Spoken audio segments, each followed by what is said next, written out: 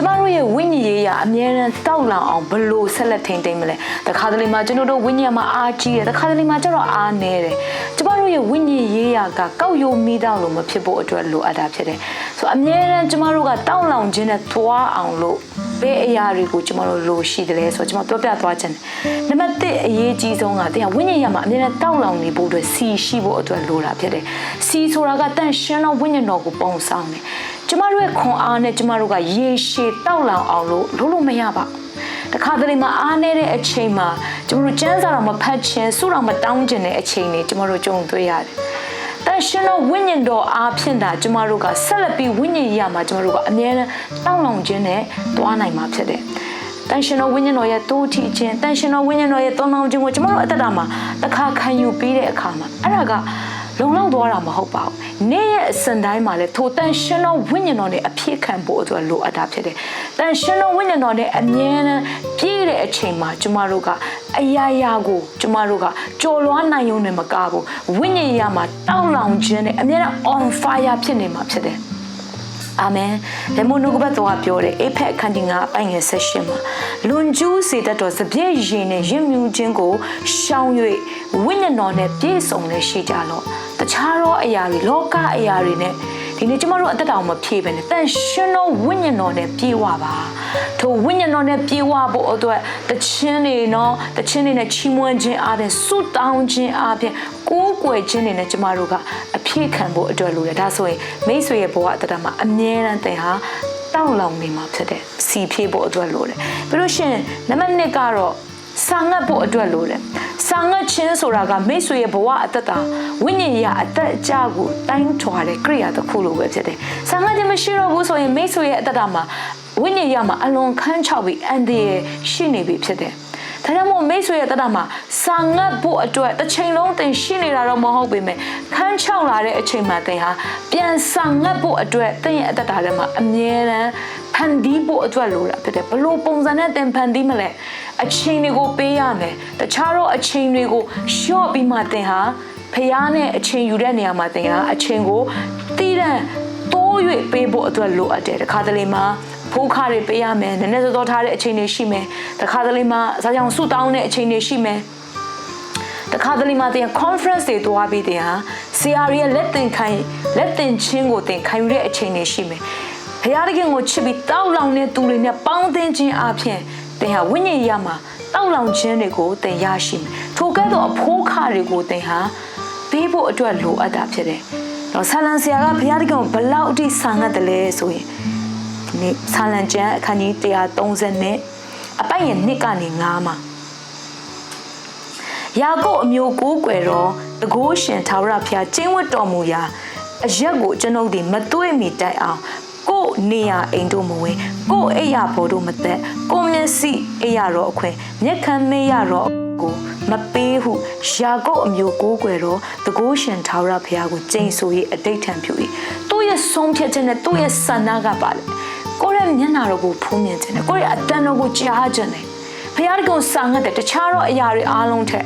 ဘုရားတခင်ကိုမဖူးသွေးရဘူးသူနဲ့သူ့ကိုမကိုးကွယ်ရဘူးသူ့ကိုမချီးမွမ်းရဘူးဆိုရင်သူ့စီကနေဗျာဒိတ်ကိုမရဘူးဆိုရင်ကျွန်တော်ဒီညမှာမအိပ်ဘူးနော်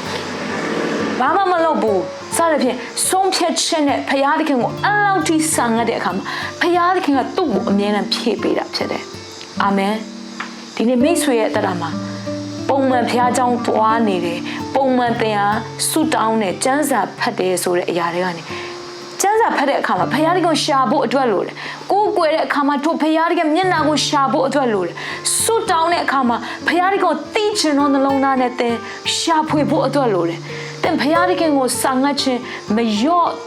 သေးတဲ့၍မိတ်ဆွေရဲ့အတ္တမှာအမြဲတမ်းတောက်လောင်ခြင်းနဲ့သင်ဟာတွားနိုင်မှာဖြစ်တယ်ဆာငတ်ခြင်းတွေရောနေပြီဆိုရင်သင်ရဲ့အတ္တထဲမှာဆာငတ်လာအောင်သင်ရဲ့အတ္တကိုပြင်ဆင်ဖို့အတွက်လိုအပ်တာဖြစ်တယ်။ပြီးလို့ရှိရင်နောက်တစ်ခုကတော့နံပါတ်3ကသင်ကဝိညာဉ်မှာအမြဲတမ်းတောက်လောင်ခြင်းနဲ့သွားနိုင်အောင်ရှေ့ဦးမြတ်တာမလျော့ဖို့အတွက်လိုတာဖြစ်တယ်။ကျန်တဲ့အရာတွေရော့ရင်ရော့ပါစေ။ဘုရားသခင်အေဖက်အသင်းတော်ကိုရှေ့ဦးမြတ်တာရောတဲ့အတွက်ကြောင့်မို့ဖြစ်တယ်။သင်တို့လုံးဆောင်တဲ့အရာတွေအရန်ကောင်းတယ်တဲ့အဖိုးခပေးတဲ့အရာတွေအရန်ကောင်းတယ်ဒါပေမဲ့အပြစ်တင်စရာတစ်ခုရှိတယ်အဲ့ဒါကအရင်ဘုရားသခင်ကိုချစ်တဲ့ မြတ်တာကိုပြန်သွားဖို့အတွက်ဘုရားသခင်အဲ့ဒီအသင်းတော်ကိုပြောပြတာဖြစ်တယ်။ကျမတို့ယုံကြည်သူတွေကိုလည်းဘုရားသခင်ကဒီနေ့ကျန်တဲ့အရာတွေရော့သွားပါစေ။ဘုရားသခင်ကိုချစ်တဲ့ရှေးဦးမြတ်တာမရော့ဖို့အတွက်ဘုရားသခင်အမြဲတမ်းတင့်ကိုတောင်းဆိုတာဖြစ်တယ်။ဒီနေ့အရင်တော့ငါတင်ဘုရားသခင်ကိုချစ်တယ်လို့အခုချိန်မှလည်းတင်ချစ်သေးသလား။ဘုရားသခင်ကိုချစ်တဲ့မြတ်တာရှိတယ်ဆိုရင်တင်ကလုံးလေသမျှမှာအမြဲတမ်းတက်ကြွတောက်လောင်နေမှာဖြစ်တယ်။နော်ချီးမွမ်းတဲ့အခါမှာဆုတောင်းတဲ့အခါမှာနော်ငါချီးမွမ်းရအောင်မယ်ဘုရားကြောင့်တွားရအောင်မယ်ဆိုတဲ့ပြီးတဲ့ပုံစံနဲ့တင်တွားမှာမဟုတ်ဘူး။ဥပမာတင်ချစ်တဲ့သူတယောက်နဲ့တင်တွေးဆုံဖို့အတွက်ဘယ်အချိန်မဆိုတင်ဟာအမြဲတမ်းတက်ကြွနေမှာဖြစ်တယ်။သူနဲ့အချိန်ပေးခြင်းနဲ့သူကိုစကားပြောခြင်းနဲ့သူနဲ့ပတ်သက်ပြီးအမြဲတမ်းစိတ်လှုပ်ရှားနေမယ်။သူ့အတန်ကြားတဲ့အချိန်မှာတင်အမြဲတမ်းစိတ်လှုပ်ရှားနေမှာဖြစ်တယ်။အဲ့လိုပဲဘုရားသခင်ကိုတင်ချစ်တဲ့အခါမှာတင်လုံးလေသမျှမှာတက်ကြွတောက်လောင်ခြင်းနဲ့တင်ဟာလုံးနေမယ်အာမင်အမှုတော်မြတ်ထဲမှာကြာလာတာနဲ့အမျှတင်ရဲ့ဘုရားသခင်ကိုချစ်တဲ့မေတ္တာတွေအေးခဲသွားပြီလားဘုရားသခင်ကိုချစ်တဲ့မေတ္တာမလျော့ဖို့အတွက်အဲ့ဒီရှေးဦးမေတ္တာစီကိုပြန်သွားဖို့အတွက်လိုတယ်အာမင်ဘုရားသခင်ရှေးဦးမေတ္တာကမိတ်ဆွေရဲ့ဘဝအတ္တမှာအမြဲတမ်းတက်ကြွတောက်လောင်ခြင်းနဲ့အတူဝိညာဉ်ရမှာတာ၍တိုးတက်ခြင်းနဲ့တင်သွားနိုင်မှာဖြစ်တယ်ပြီးတော့နောက်ဆုံးနံပါတ်၄တစ်ခုကဘာလဲဆိုရင်မိတ်ဆွေအတ္တမှာစွတ်တောင်းခြင်းအမြဲတမ်းရှိဖို့အတွက်လိုတာဖြစ်တယ်ကျတို့ဘုရားကျောင်းကနေထွက်သွားတဲ့အချိန်မှာလောကမှာကျမတို့အများကြီးနော်တပတ်မှာ6ရက်လောက်ကျမတို့လောကမှာကျမတို့သွားလာရတာဖြစ်တယ်လောကရဲ့လူတွေနဲ့ကျမတို့ထိတွေ့ဆက်ဆံရတယ်လောကအရာတွေကိုကျမတို့ထိတွေ့ဆက်ဆံရတယ်လောကအတန်တွေကိုကျမတို့ကြားရတယ်ဘုရားကျောင်းရဲ့လေထုထဲမှာလိုတော့တင်ဟာအပြစ်မှာ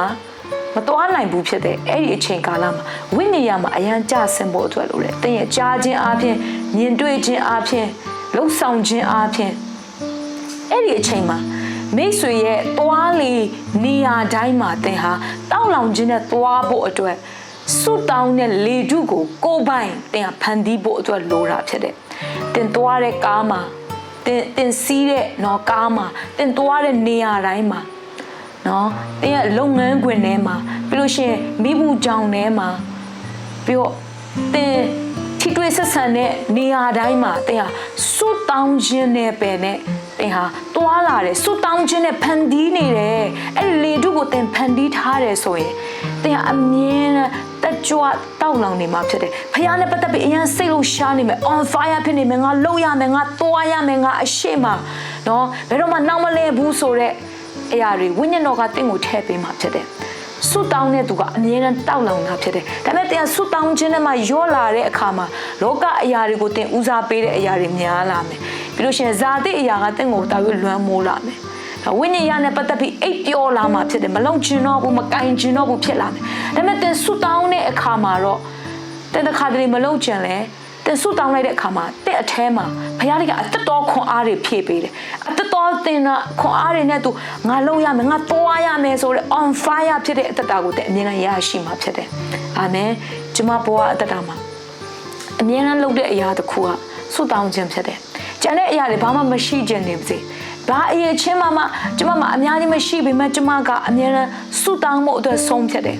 အဲ့ဒီအချိန်မှာကျမရဲ့အထဲမှာအမြဲတမ်းဘုရားနဲ့ပတ်သက်ပြီးဘုရားခိုင်းတဲ့အရာတွေကိုလုပ်ခြင်းတဲ့နှလုံးသားတွေစန္ဒတွေအမြဲတမ်းပြင်းပြနေတယ်တောက်လောင်နေတယ်စွတ်တောင်းတဲ့အခါမှာဝိညာဉ်တော်ကတင့်ကိုတောက်လောင်ခြင်းပေးမှာဖြစ်တယ်အာမင်ဒီနေ့မိတ်ဆွေရဲ့ဘဝအတ္တမှာ how do you maintain your fire ဒီမှာတကတော့တင်စီလို့အပ်တယ်ဆာငတ်ချင်းလို့အပ်တယ်ရှုံးမြတ်တာမလျော့ဖို့အတွက်လို့အပ်တယ်အမြဲတမ်းစွတ်တောင်းနေဖို့အတွက်လို့အပ်တယ်ဆိုတဲ့ဒီကပတ်တော်အတိုးလေးနဲ့ကျွန်မခွန်အားပေးချင်တာဖြစ်တယ် May God bless you all